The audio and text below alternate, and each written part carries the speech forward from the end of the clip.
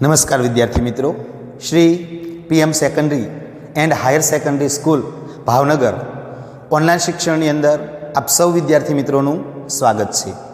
વિદ્યાર્થી મિત્રો, આજે આપણે ધોરણ 12 વિષય ગુજરાતીની અંદર પ્રકરણ 6 શરૂ કરવા તરફ જઈ રહ્યા છીએ, જેનું નામ છે ઉછીનું માંગનારાઓ. જેનું નામ છે ઉછીનું માંગનારાઓ. સાહિત્ય પ્રકાર છે હાસ્ય નિબંધ. સાહિત્ય પ્રકાર છે હાસ્ય નિબંધ. ઉછીનું માંગનારાઓ એ પાઠના લેખક છે નટવરલાલ પ્રભુલાલ બુચ. ઉછીનું માંગનારાઓ પાઠના લેખકનું નામ શું છે? નટવરલાલ પ્રભુલાલ બુચ. સાહિત્ય પ્રકાર હાસ્ય નિબંધ. સંદર્ભ. સંદર્ભ એટલે કે મૂળ આધાર. આ પાઠ શેમાંથી લેવામાં આવ્યો તે. તો મિત્રો, સંદર્ભ છે લેખકની કૃતિ રામરોટી બીજીમાંથી. સંદર્ભ રામરોટી બીજીમાંથી આ પાઠ લેવામાં આવેલો છે. મિત્રો, લેખકનો જે જન્મ છે એ સૌરાષ્ટ્રના ગોંડલમાં થયો. નટવરલાલ પ્રભુલાલ બુચ. મિત્રોમાં પ્રશ્ન એમ પૂછાય કે ઉછીનું માંગનારા પાઠના લેખકનું નામ જણાવો, તો શું? નટવરલાલ પ્રભુલાલ બુચ. ઉછીનું માંગનારા પાઠનો સાહિત્ય પ્રકાર જણાવો, તો હાસ્ય નિબંધ. લેખકનું જન્મસ્થળ તો સૌરાષ્ટ્રનું ગોંડલ. લેખકનું જન્મસ્થળ કયું?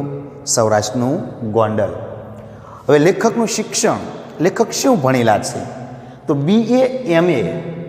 BA એટલે કે કોલેજ, બેચલર ઓફ આર્ટ્સ, અને MA માસ્ટર ઓફ આર્ટ્સ. એટલે BA એટલે 3 વર્ષની કોલેજ, અને MA એટલે કે BA કોલેજ પછીના 2 વર્ષ માસ્ટર ડિગ્રી. એટલે BA અને MA ની ઉપાધિ એટલે ડિગ્રી ફર્ગ્યુસન કોલેજ પુણે, મહારાષ્ટ્રની અંદર જે પૂના આવ્યું તો એની અંદર ફર્ગ્યુસન કોલેજ આવેલી છે. એ ફર્ગ્યુસન કોલેજની અંદર લેખકે BA અને MA ની ડિગ્રી પ્રાપ્ત કરેલી છે. ત્યારબાદ લેખક છે એમણે હાસ્ય નિબંધો, હાસ્ય કાવ્યો અને પ્રહસનો લખ્યા. પ્રહસન. પ્રહસન એટલે શું મિત્રો?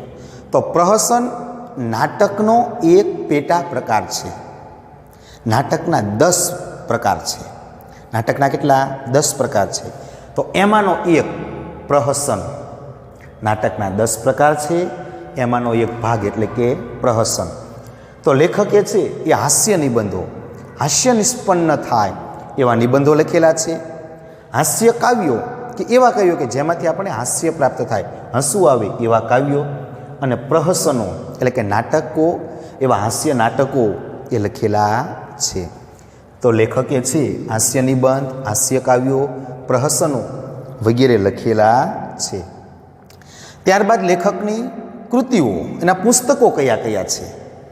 તો કે રામરોટી પહેલી. લેખકનું પુસ્તક કયું? રામરોટી પહેલી, રામરોટી બીજી, ઉર્ફે બનાવટી ફૂલો. તો આ જે પાઠ છે એ આપણે રામરોટી બીજીમાંથી લેવામાં આવેલો છે. રામરોટી બીજી ઉર્ફે બનાવટી ફૂલો. રામરોટી ત્રીજી. આ બધા મિત્રો હાસ્ય નિબંધો છે, હાસ્ય આવે એવા પ્રકરણો છે, એવા પુસ્તકો છે. પછી છેલ વેલું. છેલ વેલું, હળવા ફૂલ, કાગળના કેસુડા વગેરે એમના પુસ્તકો. મિત્રો, આમાંથી કોઈ પણ એક પૂછાય કે રામરોટી બીજી એ કોની કૃતિ છે? તો નટવરલાલ પ્રભુલાલ બુચ.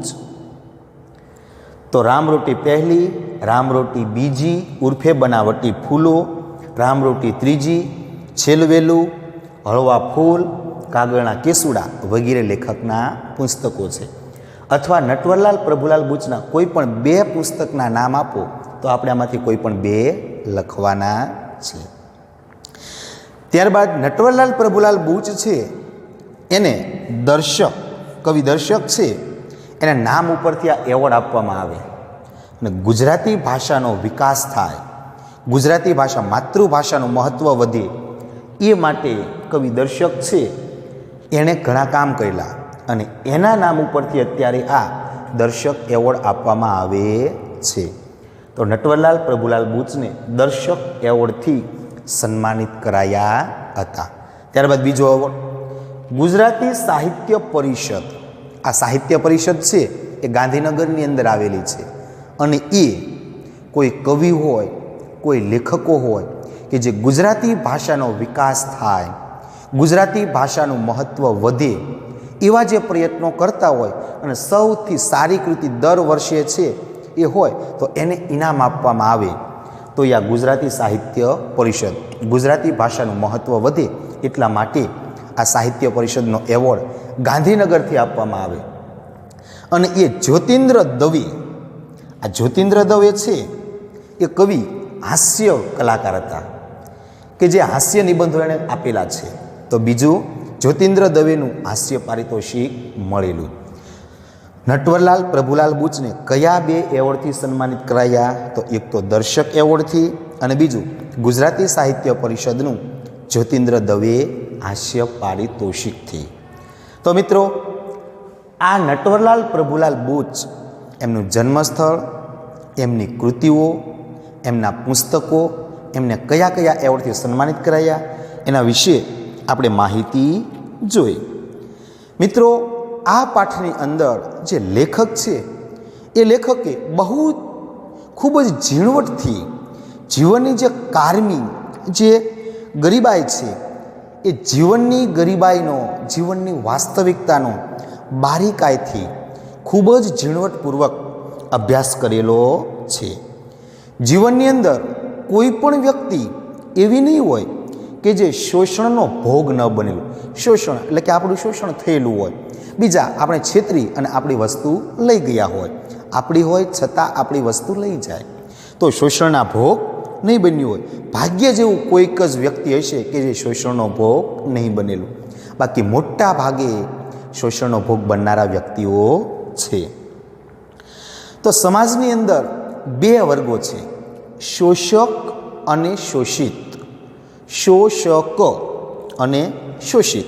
શોષક એટલે કે જે શોષણ જેનું થતું હોય તે, અને શોષિત કે જે બીજા લોકોનું શોષણ કરતા હોય, બીજાની વસ્તુઓ લઈ લેતા હોય તે. તો સમાજની અંદર આવા 2 વર્ગો વર્ષોથી અસ્તિત્વ ધરાવે છે. ઉછીનું માગનારા જે લોકો હોય એને માન, સન્માન કે ઇજ્જત આવું કાંઈ હોતું નથી. હવે જેને મફતનું જ લેવું એને મિત્રો કંઈ લાજ શરમ હોતી નથી. એટલે ઉછીનું માગનારા હોય એને માન, સન્માન, ઇજ્જત, આબરૂ કાંઈ હોતું નથી. તેઓ નિહિત સંકોચ એટલે કે કોઈ પણ જાતની શરમ રાખ્યા વિના, સંકોચ વિના આપણી પાસેથી એ ગમે તે વસ્તુ માગી લેવા માટે જ ટેવાયેલા હોય છે. એવો એનો સ્વભાવ હોય છે. લેખક અહીંયા પોતાના જીવનની અંદર કે જે શોષણનો જે ભોગ બન્યા છે તો એવા 2-3 પ્રસંગો આ પાઠની અંદર રજૂ કરે છે અને એ પ્રસંગો દ્વારા રમૂજ, હાસ્ય ઉત્પન્ન કર્યું છે. તો રમૂજી શૈલીમાં આ પાઠને અહીંયા પ્રસ્તુત કરવામાં આવ્યો છે. જે લોકો હંમેશા માગવા માટે જ ટેવાયેલા હોય અને તેઓ નાની કે ક્ષુલ્લક સાવ સામાન્ય વસ્તુ જે હોય તો એવી પણ છે એની માગણી કરતાં જરા પણ અચકાતા નથી. પછી નાની હોય, મોટી હોય તો કોઈ પણ વસ્તુ માગવા માટે એ અચકાતા નથી. એમાં કેમેરા, રેડિયો ગમે તે હોય એ બેધડક શરમ વિના એ માગી લેતા હોય છે. આખી જિંદગી જાણે એ લોકો બીજાના ઉપર જ ગુજરાન ચલાવતા હોય, જ્યારે બીજાના માટે જ જીવતા હોય કે બીજા પોતાને આપશે એમ બીજા લોકો પર છે એ આખી જિંદગી માગીને જ પોતાનું ગુજરાન કરનારા હોય છે. કોણ? આવા જે શોષકો હોય તે, બીજાનું શોષણ કરનારા હોય તે શોષિત વર્ગ. તો આવા લોકોની મહત્ત્વની વાત અહીંયા એ બતાવી છે કે તેઓ પાસે કોઈ વસ્તુની માગણી કરો તો એ પોતાની વસ્તુ એ ક્યારેય આપતા નથી અને ન આપવા માટે હજારો બાના એમની પાસે હોય જ છે. જ્યારે આપણે તો કોઈક વસ્તુ માગે તો આપી દઈએ શરમ રાખી, અને એ લોકો પાસે આપણે માગવા જઈએ એટલે વસ્તુ દે નહીં. ન દેવા માટેના પણ હજારો બાના એમની પાસે હોય છે, અને એ પોતાની વસ્તુ કદી ક્યારેય કોઈને આપતા હોતા નથી. તો ઉછીનું માગનારો કેવા પ્રકારની માનસિકતા ધરાવે છે તે જેને લઈને અહીંયા લેખકે ઉદાહરણ દ્વારા રમૂજ હાસ્ય ઉત્પન્ન કર્યું છે. તો આપણે આ પાઠની સ્ટોરી જોઈએ.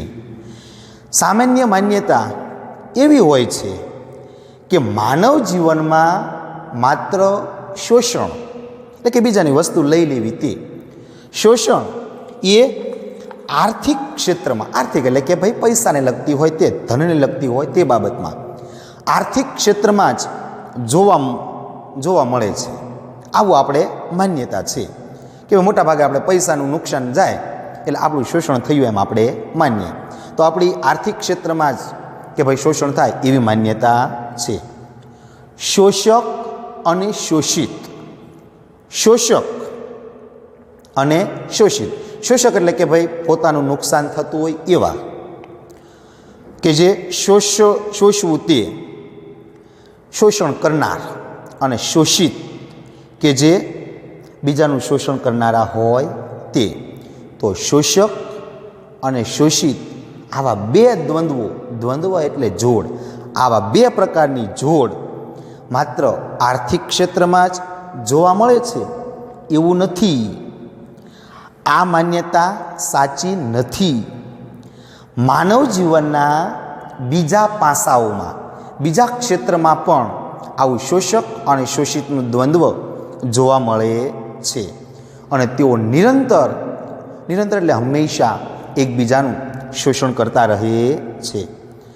ત્યાં પણ શોષક અને શોષિતના દ્વંદ્વ એટલે જોડ, આવી જોડ જોવા મળતી હોય છે.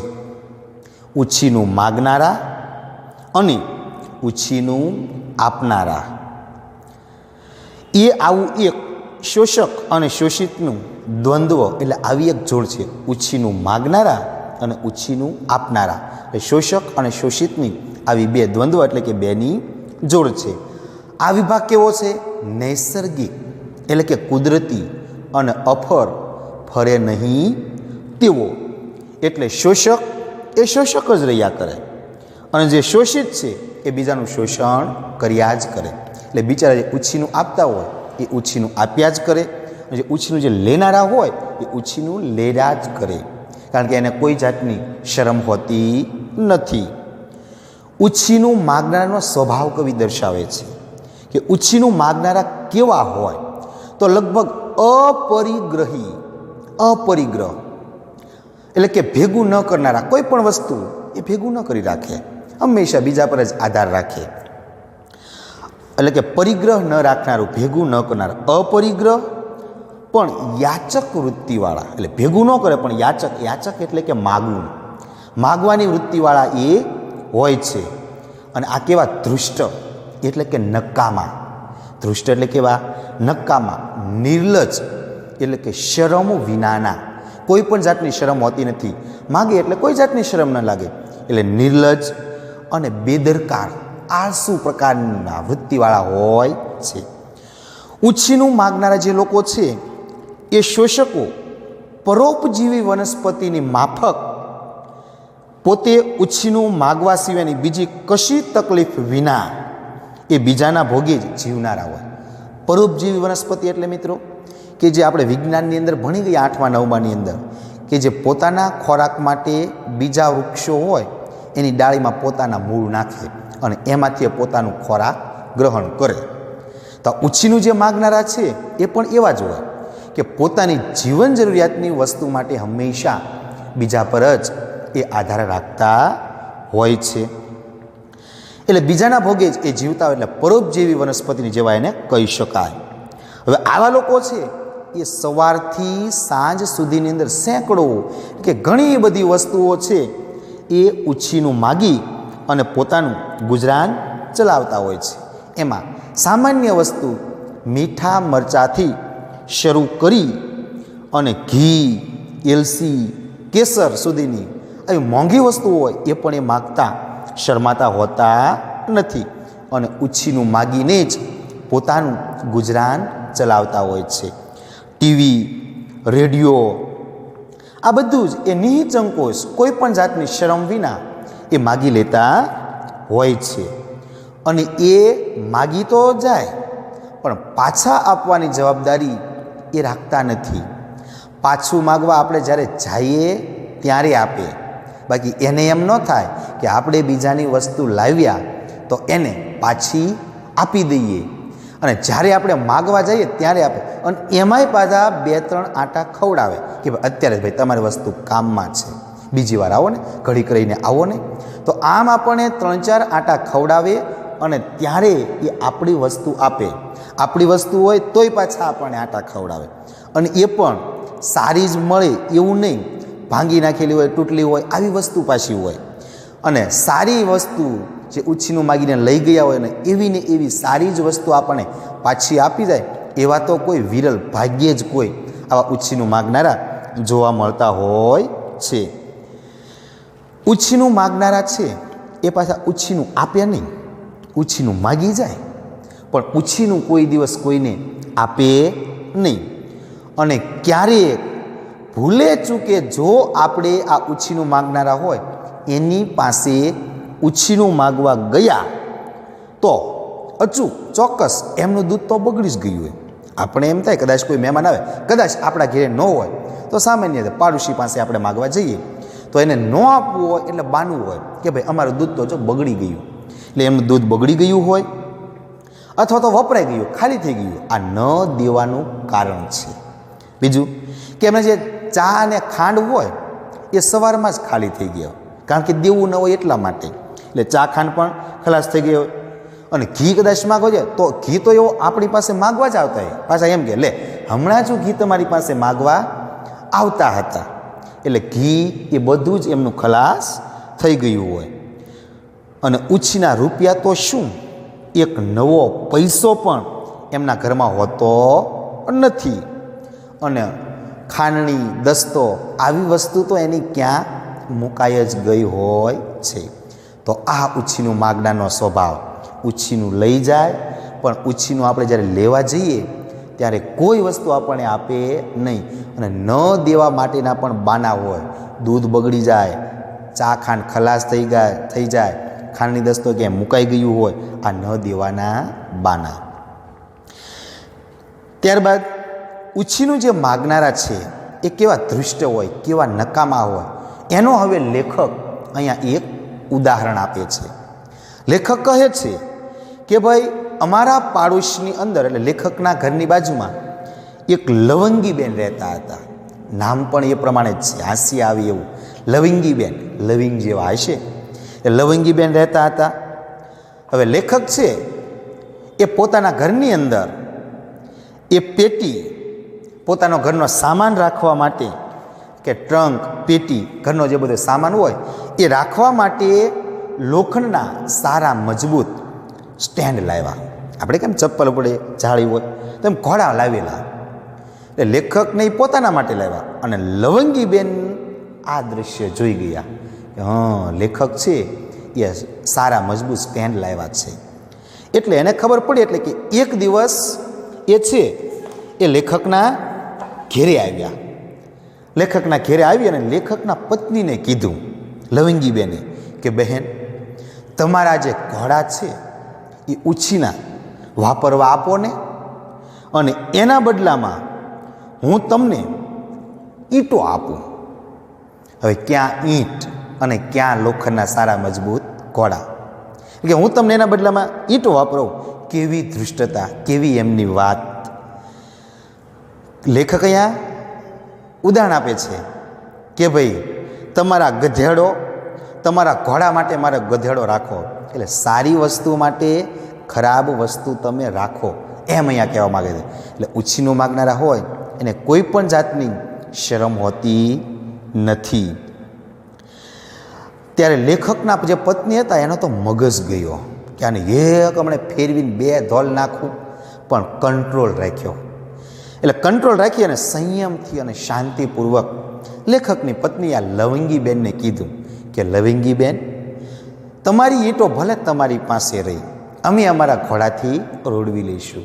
આ માંડ માંડ એને ના પાડી શક્યા. ત્યારબાદ ઉછીનું માગનારા હોય એની દ્રષ્ટિ કેવી હોય એનું પણ અહીંયા લેખક એના સ્વભાવ વિશે જણાવે છે કે જે ઉછીનું માગનારા છે એની નજર ગીધ જેવી હોય. ગીધ એક પક્ષી છે કે જે આકાશની અંદર ઉપર ઉડતું હોય અને મરી ગયેલી વસ્તુ ક્યાંક એનો ખોરાક પડ્યો હોય ને તો સૌ પ્રથમ એની નજરમાં એની દ્રષ્ટિની અંદર આવી જાય. એટલે ખૂબ જ સૂક્ષ્મ ઝીણી દ્રષ્ટિ, જેને ગીધ દ્રષ્ટિ કહેવાય. એટલે ઉછીનું માગનારા હોય ને એની નજર ગીધ જેવી હોય. આજુબાજુ ક્યાંય કોઈ નવી વસ્તુ આવી હોય ને તો તરત જ એની નજરની અંદર પડ્યા વિના રહે નહીં. એટલે ગીધ જેમ મરેલા જાનવરને સૌથી પહેલાં ભાળે એમ આ આડોશી પાડોશીઓ ઘરમાં આજુબાજુ કોઈ નવી વસ્તુ આવી હોય ને તો એ સૌથી પહેલાં એની નજર એના પર પડે, સર્વપ્રથમ પડે. અને તેઓ એમ જ માનતા હોય પાછા કે આ નવી વસ્તુ બીજા લાવ્યા ને એ આપણા માટે જ લાવ્યા છે, એના માટે નહીં. એવું પાછું મનમાં તો એવા વિચાર કરતા હોય છે. લેખક કહે છે કે ભાઈ આ ગીધુભાઈ, ગીધ દ્રષ્ટિ ગીધુભાઈ અને મીની દ્રષ્ટિ મીનાબેન, એટલે ગીધુભાઈ અને મીનાબેન આવું એક દંપતી એ લેખકના પાડોશીમાં રહેતું. બેના લક્ષણે પાછા એવા. ગીધ દ્રષ્ટિ એટલે ખૂબ જ ઝીણી દ્રષ્ટિ બંનેની, મીની દ્રષ્ટિ ખૂબ જ નાની આવી દ્રષ્ટિ. તો આ ગીધ દ્રષ્ટિ ગીધુભાઈ અને મીની દ્રષ્ટિ મીનાબેન. લેખક કહે છે કે ઘણા વર્ષો સુધી અમારા પાડોશની અંદર રહ્યા. ખરેખર આ લોકોનું સજોડું હતું, એટલે સારી જોડ હતી, રબને બનાદી જોડી એવા જોડ હતી. કારણ કે બે ઉછીનું માગનારા હતા, પરોપકારી જીવડાઓ હતા. હંમેશા પોતાનું જીવન જીવવા માટે એ બીજા પર જ આધાર રાખતા હતા. અને આ બંને ઉછીનું માગી શોષક વર્ગી એટલે બીજાનું શોષણ કરનારા પરોપજીવી વનસ્પતિ જેવા એ હતા. એટલે આ બંને એ લેખકને ત્યાં દરરોજ 10 થી 20 વાર દે એ કોઈને કોઈ નાની મોટી વસ્તુ એ ઉછીનું માગવા માટે આવે. કોઈ પણ વસ્તુ, ચા, ખાંડ, ખાણી, દસ્તો, દૂધ, કેરોસીન, તો આ દરેક વસ્તુ છે એ લેખકના ઘરેથી ઉછીનું માગતા દરરોજ. કારણ કે કોઈ પણ પ્રકારની એને લાજ શરમ જોવા મળતી નહીં. લેખકને એમ લાગતું કે જાણે આ પોતાના ઘેરે 10-20 વાર આવે ને કોઈને કોઈ વસ્તુ લઈ જ જાય. એટલે લેખકને પણ એમ લાગતું કે આ પોતે પોતાની વસ્તુ પોતાના માટે લાવ્યા કે આ બંને દંપતી માટે લાવ્યા, એવું લેખકને લાગતું. લેખકે કાંઈ રાસ એટલે કે ઘરનો બધોય સામાન. રાસ એટલે શું? ઘરનો સામાન. કોઈ રાસ રચેલું નવું કંઈ ખરીદવું હોય તો તરત જ આ ગીધ દ્રષ્ટિ ગીધુભાઈ અને મીની દ્રષ્ટિ મીનાબેન એ બંનેની નજરે પડ્યા વિના રહે નહીં. એટલે લેખક કોઈ પણ વસ્તુ નવું લાવ્યા હોય ને તો સૌ પ્રથમ ઉપયોગ તો છે આ મીનાબેન અને ગીધુભાઈ આ બંને જ ઉપયોગ કર્યો. કારણ કે લેખક હજી તો વાપરે ન વાપરે ત્યાં તો ઉછીનું માગવા પહોંચી જ ગયેલા હોય. એટલે લેખક પોત પહેલાં છે એ ઉપયોગ કરી શકે નહીં. આવા એ ઉછીનું માગનારા હતા. લેખકને એમ લાગતું કે પોતે બધી વસ્તુ લાવે એટલે પોતાના માટે તો વસ્તુ લાવવી જ પડે, પણ આ બંને ઉછીનું લઈ જાય. એટલે લેખકને એમ લાગતું કે પોતે જાણે આ બધી વસ્તુને સાચવી રાખનાર જ્યારે ટ્રસ્ટી ન બન્યા હોય, મેન માલિક ન હોય એવું લેખકને લાગતું. કારણ એટલે ઉછીનું માગનારા હતા એની કોઈ વસ્તુ એના ઘરે રાવા દેતા નહીં. એટલે લેખક સારા હતા એટલે એને ના ન પાડતા. એટલે એ વસ્તુની અંદર એટલે લેખક છે એ પોતાને ઘરે જે સામાન જોઈએ એના કરતાં ડબલ જ બમણો લાવતા. કોઈ પણ વસ્તુ હોય, દાળ, મસાલા, મરી મસાલા, દૂધ, ગાદલા ગોદડા, ઠામ વાસણ, પેન, ઘડિયાળ, આ દરેક વસ્તુ ડબલ લાવે. કારણ આ ઉછીનું માગનારા હજી તો લેખક લાવે ત્યાં તો ઉછીનું માગવા આવી જ જાય. એટલે લેખક પોતાની વસ્તુનો ઉપયોગ કરી શકતા નથી. એટલે લેખક કહે છે કે પોતે વસ્તુને સાચવનારા ટ્રસ્ટી બની ગયા હોય અને અમારી જરૂરિયાત કરતાં અમારે આ બધી જ વસ્તુ ડબલ ડબલ લાવવી પડતી. અને હકીકતમાં તો છે આપણા સમાજની અંદર આવું જો ઘણી બધી જગ્યાએ જોવા મળે. આવું ઉછીનું માગનારા આડોશી પાડોશીમાં ઘણા બધા રહેતા હોય એને ઉછીનું માગવા સિવાય કોઈ બીજો ધંધો હોતો નથી. અને આ બધા કેવી રીતે પરોપજીવી વનસ્પતિ છે એની જેમ એ જીવતા હોય છે. હવે લેખક કહે છે કે ભાઈ આ બધી મેં મારી વાત કરી કે ભાઈ મારી પાસે બધી વસ્તુ ડબલ ડબલ છે એ લખીને મેં તો ભૂલ કરી. કારણ આ ઉછીના માગનારને જો ખબર પડશે ને કે લેખક પાસે ડબલ ડબલ વસ્તુ છે તો પોસ્ટકાર્ડ લખશે અને એ પણ પોસ્ટકાર્ડ ઉછીનું માગી અને એ લેખકને લખશે કે ભાઈ તમારી પાસે બે વસ્તુ છે તો એક વસ્તુ અમને વાપરવા આપો ને. એટલે લેખક અહીંયા કટાક્ષ કરે છે. જે ઉછીનું જે માગનારા છે એવા લોકો પર અહીંયા કટાક્ષ કરી રહ્યા છે. ત્યારબાદ લેખક આગળ કહે છે કે ભાઈ ઉછીનું જે માગનારા હોય એની ખાસિયત એનું લક્ષણ કેવું હોય તો તેઓ ઉછીની લીધેલી વસ્તુઓ છે ને આપણી પાસેથી ઉછીની વસ્તુ લઈ જાય પણ બેપરવાહીથી વાપરે. કોઈ પણ જાતની કાળજી લીધા વિના, કોઈ પણ જાતનું ધ્યાન રાખ્યા વિના બે ધડક જલસાથી વાપરે. કારણ એમની વસ્તુ ક્યાં છે એ તો વાપરે જ તી. એટલે એમની વસ્તુનો એટલે ભાંગે તૂટે તો એમનું ક્યાં કાંઈ જવાનું. એટલે ઉછીનું માગનારાનો સ્વભાવ એવો છે કે ઉછીની વસ્તુ જે લઈ જાય ને બે ધડક કોઈ પણ જાતની બેપરવાહીથી લાપરવાહીથી છે એ વાપરતા હોય એટલે ભાંગે તૂટે તો એને કાંઈ પડી હોતી નથી. ત્યારબાદ લેખક એક ઉદાહરણ આપે છે કે ભાઈ થોડા વર્ષો પહેલાં આ નારંગી, આપણે લીંબુ નારંગી હોય એનો રસ કાઢવા માટે બજારની અંદર નવા સંચા નીકળેલા લીંબુનો રસ કાઢવા માટેના. એટલે લેખક છે એ સંચા હતા એ કાચના હતા, એ નવી જાતના નીકળેલા. અત્યારે નવી નવી વસ્તુ ઘણી નીકળે. એટલે લીંબુનો રસ કાઢવા માટે કાચના નવા સંચા નીકળેલા. એટલે લેખક આ કાચનો સંચો પોતાને ઘેરે લાવ્યા અને સાથે સાથે નારંગીઓ પણ લેતા આવ્યા. લેખક એ સંચો ને નારંગી લઈને જેવા ઘેરે આવે છે તો બાજુમાં ગીધ દ્રષ્ટિ ગીજુભાઈ અને મીની દ્રષ્ટિ મીનાબેનની નજર પડી. હજી તો લેખક પોતાને ઘેરે પહોંચ્યા, બિચારા આરામથી બેઠા, ત્યાં તો આ પોગી ગયા, ગીધુભાઈ પહોંચી ગયા. શું લાવ્યા? નારંગીનો રસ કાઢવાનો સંચો લાવ્યા એમને?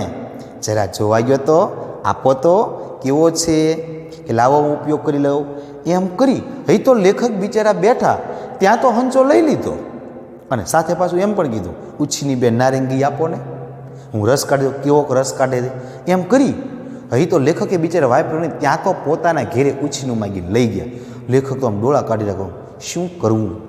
એટલે પોતાના ઘેરે લઈ ગયા અને નારંગીનો રસ કાઢ્યો, એની પત્ની મીનાબેનને આપ્યો. હવે મીનાબેન હતા ટૂનટૂન, બરાબર, જાપાનીઝ સુમો પહેલવાન જેવા હતા.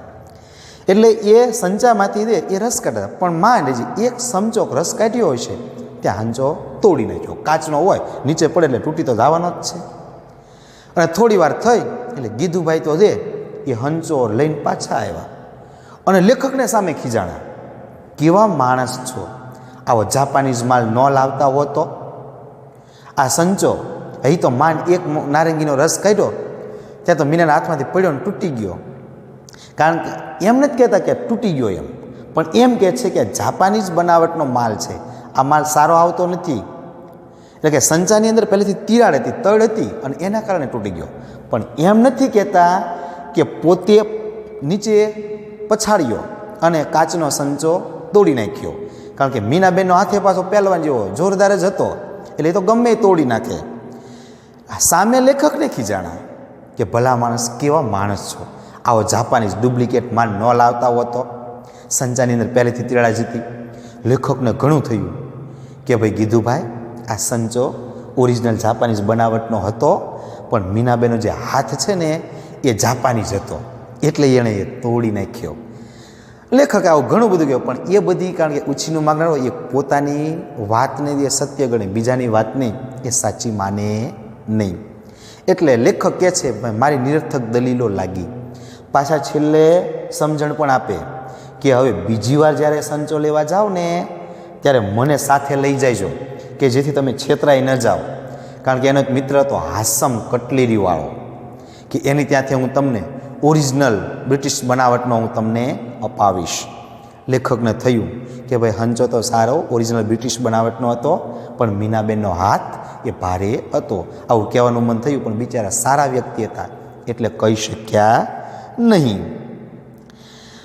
એટલે લેખકે કીધું કે ઘણું કીધું, પણ આ ભાઈ માને નહીં કે ભાઈ નહીં, હંચામાં પહેલેથી તિરાડ હતી જ હતી. એટલે લેખકની જે દલીલ હતી એ નિરર્થક કરી આપે છે. આમ જે લેખકની જે બધી વસ્તુ હતી એ ઘણી બધી જે વસ્તુ એ કબજો તો કોને રહેતો? આ બંને દંપતીનો. લેખક વસ્તુ લાવતા પણ ઉછીનું માગી માગી અને ગીધુભાઈને મીનાબેન બંને લઈ જતા. એટલે લેખક કહે છે કે અમારી જે વસ્તુનો કબજો એ આ બંને દંપતીનો રહેતો. તેઓ જોઈતી વસ્તુ ઉછીની માગી જાય પણ પાછી આપી જવાની વાત કરવાની નહીં. અને જ્યારે લેખકને એને બિચારાને જરૂર પડે ત્યારે પોતાની વસ્તુ લેવા માટે એ માગવા જાય. હવે આપણી વસ્તુ આપણે માગવા જવાની, એવા એ બેશરમ હતા. અને એ પણ હજી તો લેખક કે હું પોતાની વસ્તુ લેવા ગયો, હજી તો ઉપયોગ કર્યો ન કર્યો, ત્યાં તો પાછા આવે લાવો તો. એટલે જાણે પોતાની જ વસ્તુ હોય એવી રીતે આ ઉછીનું માગનારા છે એ વાપરતા હોય છે. લેખક કહે છે કે ભાઈ અમારું જે શાક સુધારવાનું જે ચપ્પુ હતું એ તો મોટા ભાગે આ દંપતીની પાસે જ રહેતું. હવે ચપ્પુ છે એ તો સામાન્ય જીવન જરૂરિયાતની વસ્તુ, આપણે મરચાં, લીંબુ મરચાં ગમે તે મોળવા માટે જરૂર પડે, પણ આ લોકોએ લઈ જતા. એટલે લેખક કહે છે કે મોટા ભાગે એ એમને ત્યાં જ રહેતું. હવે ચપ્પુ જેવી ચીજની વારંવાર જરૂર પડે એટલે આ ચપ્પુની બંને વચ્ચે ઠીક ઠીક માગ રહેતી. ઘડીક આ લઈ જાય, ઘડીક આ લઈ જાય, એટલે આવી રીતે માગ રહેતી. આખરે લેખક હવે કંટાળી ગયા કે આને કંઈક શરમ લાગે ને એવું કંઈક કરું. એટલે લેખકે કંટાળી એ ગીધુભાઈને એને શરમ લાગે એવું કામ મારે કાંઈક કાર્ય કરવું. એટલે એમ માની અને લેખકે એક નવું ચપ્પુ ખરીદ્યું અને નવું ચપ્પુ લઈ અને આ બંને દંપતીને ગીધુભાઈને અને મીનાબેનને આપવા ગયા અને કીધું કે લ્યો આ ચપ્પુ હું તમારા માટે નવું લાવ્યો છું. હવે આપણે ચપ્પુની માગવાની જરૂર રહેશે નહીં. એને તો લઈ લીધું, જાણે પોતે મગાવ્યું ન હોય, જાણે પોતાની જ વસ્તુ હોય, પોતે પૈસા આપીને મગાવ્યું એમ લઈ લીધું. અને પાછું શું કીધું કે સારું કર્યું, લ્યો તમે અમારી એક મુશ્કેલી દૂર કરી. આમ કરીને લઈ લીધું. લેખકને એમ કે શરમા છે, પણ ઉછીનું માગનારે કોઈ જાતની શરમ હોતી નથી. ઉલટાના લેખક શરમાઈ ગયા. આવી રીતે લેખક બિચારા વહી આવ્યા ધોયેલા મૂળાની જેમ ઘરે આવ્યા. થોડા દિવસ થયા એટલે ચપ્પુ તોડી નાખ્યું. એ ભાંગલું ચપ્પુ લઈ અને ગીધુભાઈ લેખકના ઘેરે પાછા આવ્યા. ચપ્પુ લેખકનું જ હતું, ભાંગી નાખ્યું એણે, તોય પાછા એને લેવા અને ખીજાણા. ચોર કોટવાણે દાંડે તેમ કીધા ને કે ભાઈ કેવા માણસો છો, કેવું આ ચપ્પુ લાવ્યા? કે મારી પત્ની મીના બિચારી પાડોશીમાંથી કાંતાબેનને ત્યાંથી ઉછીનું કોળું લાવી અને કાપતી હતી, અને એ કોળું કાપતી હતી એટલે કે ચપ્પુ છે એ બટકી ગયું અને સામે ભીતે અથડાયું. આ તો સારું થયું કે ચપ્પુ સામેની દિશામાં ગયું, બાકી મીનાની બાજુ આવ્યું હોત તો મીનાના શરીરમાં ગળી જાત અને મારી મીના બિચારી મરી જાત. સામે લેખકને ખીજાણા.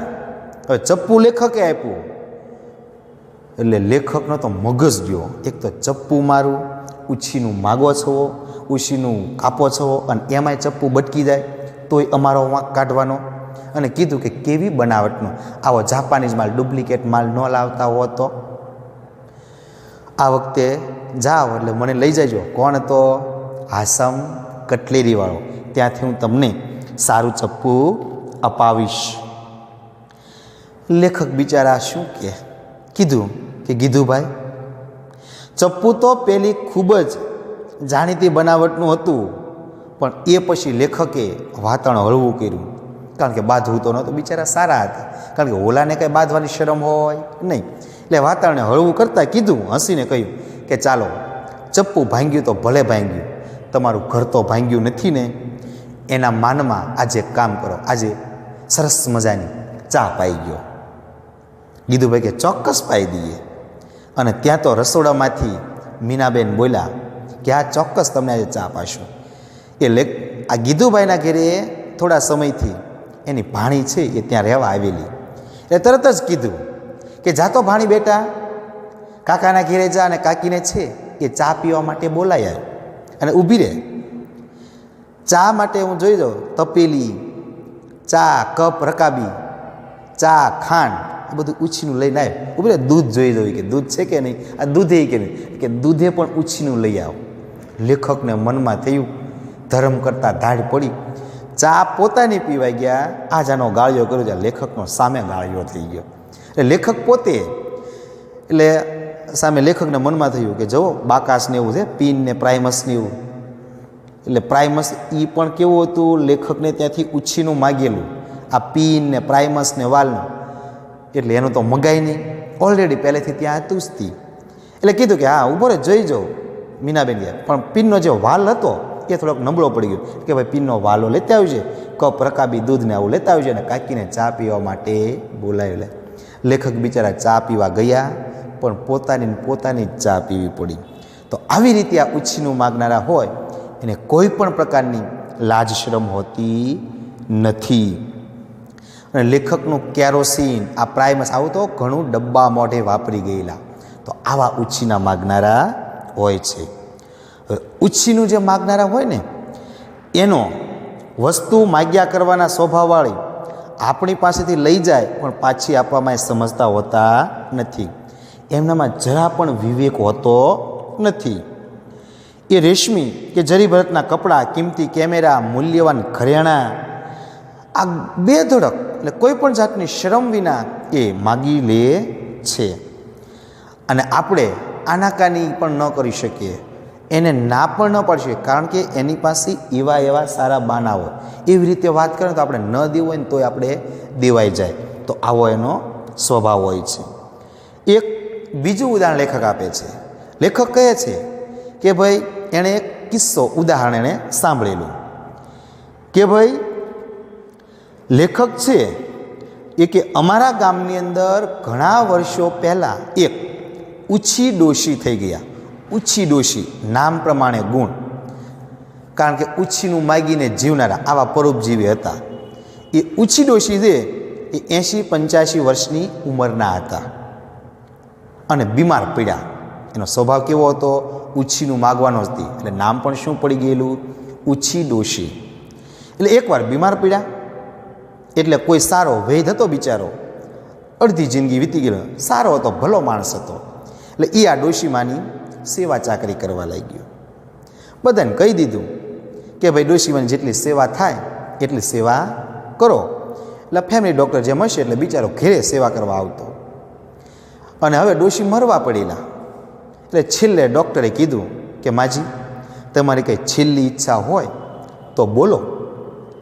અને ત્યારે આ જે વેદરાજ હતા એ ડોશીએ એની છેલ્લી ઈચ્છા પૂછી એટલે કીધું કે બેટા, મારો જે દીકરો છે, મોટો દીકરો, એના વચલા દીકરાનો દીકરો, મોટા દીકરાનો વચલો દીકરો, એ વચલા દીકરાનો દીકરો એ 1.5 વર્ષની અંદર પરણવા જેવડો થઈ જવાનો છે. તો એની ઈચ્છા એવી છે કે હું એને પરણાવીને મરું. એટલે બેટા, તારે તો કોઈ આગળ પાછળ ઉલાળ ધરાળ એટલે કે કોઈ ખાવવાળું નથી. એટલે ડૉક્ટર બિચારો એકલો રહેતો, એના લગ્ન ને એવું નહોતું થયેલું, એટલે એકલો હતો. એટલે કીધું કે તારે કોઈ આગળ પાછળ કોઈ ખાવવાળું નથી, એટલે બેટા એક કામ કરને, તારી જે આવરદા જે આયુષ્ય છે એ ઉછીનું આપને.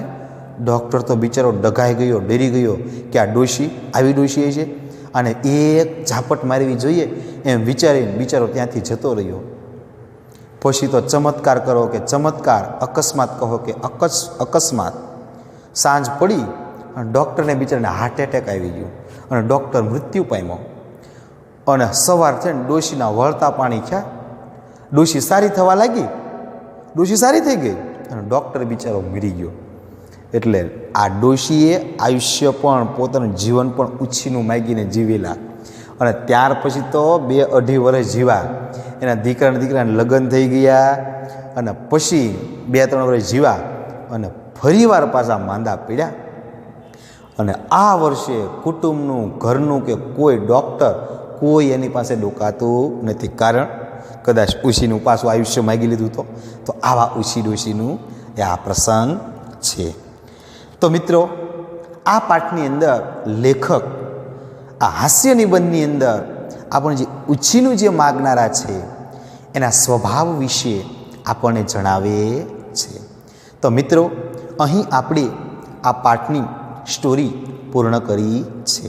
હવે સમજૂતી આપણે આગળના લેક્ચરની અંદર જોઈશું. તો અહીંયા આપણે આ પાઠ પૂરો કરીએ છીએ.